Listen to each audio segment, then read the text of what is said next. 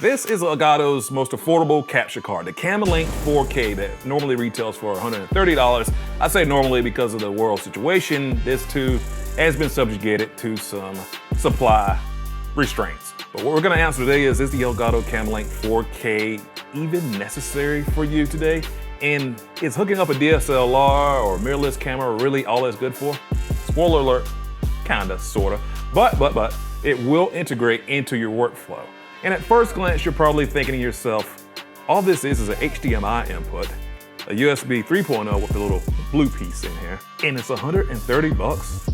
Well, yeah, it does also have some software that helps it decode different video signals from your camcorders and DSLRs with ease. And when compared to some $60 capture cards out there like the one I used to hook up to my MacBook last year that got as hot as a food pan or completely shut down my PC, the reliability is really nice and convenient to have in this device right here.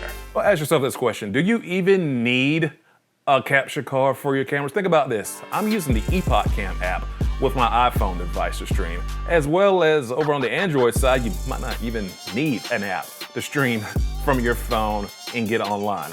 Plus, there's alternatives such as just simply using the EOS utility software that will hook your DSLR or mirrorless camera up to a computer. Now, granted, it's not the highest quality way to do this. Over on the Canon side, it's only scalable to some weird 500 or so number, and maybe you can get 30 frames per second. And depending on the camera that you're using over on the Sony side, you might be more getting seconds per frame than actual frames per second, because some cameras just are not optimized to run with this software from Canon and Sony at all. There is even a benefit to using the Canon EOS web utility with such cameras as the Canon SL2. You can still use your autofocus to track your face, which you just cannot do with the Camlink 4K. Even though your camera might have a clean HDMI out, and a clean HDMI out simply means you can get all the information in your camera settings off the screen and in a broadcast over HDMI. It's just you, unobscured by stuff on the screen. Let me just buzz up in here real quick to tell you all about our online shop where we have our photo related apparel as well as some framed art prints waiting for you at YeagerShots.com. And it always comes up, what cameras do you suggest? The Canon SL2, the Canon SL3, Sony A6000 series are very, very popular right now online as well for streaming. And of course, your full frame cameras. You have options to use GoPros with the Camlink, and the GoPros can sometimes work without a Camlink. Your mileage may vary in that situation, but people also don't think about things such as a handy cam like the Canon Vixias. Those two are on the product list that you can check out at Elgato to see if it's compatible. And a camcorder makes all the sense in the world. Most likely it's got a clean HDMI out because it was meant to be viewed on a TV screen without a bunch of stuff on the overlay. Also, you've got the option of having a built-in dummy battery because a lot of the camcorders will plug right into the wall or alternative power supply. And when I say a dummy battery, that just means a battery that plugs in to a wall outlet that you then hook into your DSLR or mirrorless cameras. Really, any camera that's on the Camlink compatibility page, again, it's gonna be your best friend for checking to see if your camera can work with this capture card. And one more thing to think about when using the camera for streaming, you will have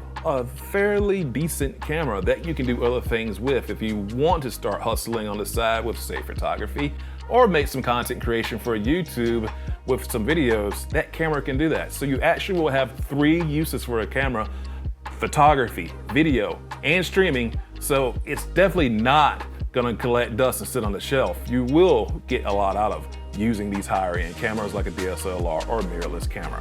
So let's touch on how the Camlinks can work in your normal workflow. What about just simply sitting and talking to your camera, not streaming, and just using your computer monitor as a reference monitor? If you've got all this stuff within the same area in your room that you're recording on, boom, use the Camlink for that as well.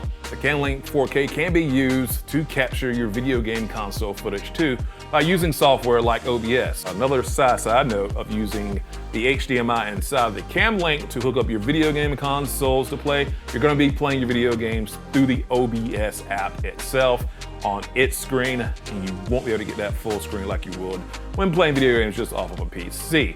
However, you can use an HDMI splitter. Also, one more thing when using the Camlink I've discovered is even more higher end cameras like a Red camera, which Red Komodo, one day we'll be together. One day Red Komodo 6K will be together. High-end cameras will use a Camlink to hook into your computer for use in software such as Unreal Engine when using, say, a green screen and trying to do some tracking features, which I plan on attempting here in the future. So get subscribed to this channel to see how all that turns out.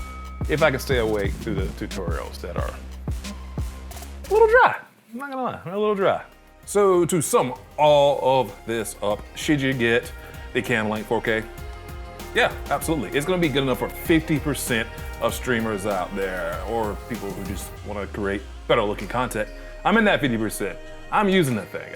So knowing exactly what you wanna do with your capture card is going to help you determine which one you want. If you wanna stream video games from video game consoles, then in that case, I recommend the HD60S Plus. If you want a capture card that goes right into your PC rig, then the 4K 60 Pro is available. However, I would kinda hold off because I'm really hoping to see a refresh of HDMI 2.1 on a capture card at that price point, and really the entire capture card line is going to be due for HDMI 2.1 at some point here in the future. And finally, if you want to pick up one of these Camlink 4Ks, I've got a link, an affiliate link mind you, in the description below here on the YouTubes. It really will help me out. And speaking of affiliate links, YeagerShots.com is your home to get shirts like this color editor keyboard tee. That too will help me out. And I know, it's a heck of a planet we're living on. Cash can be a little bit short, I get it. Just hit that like button and subscribe to never miss a shot from YeagerShots.com.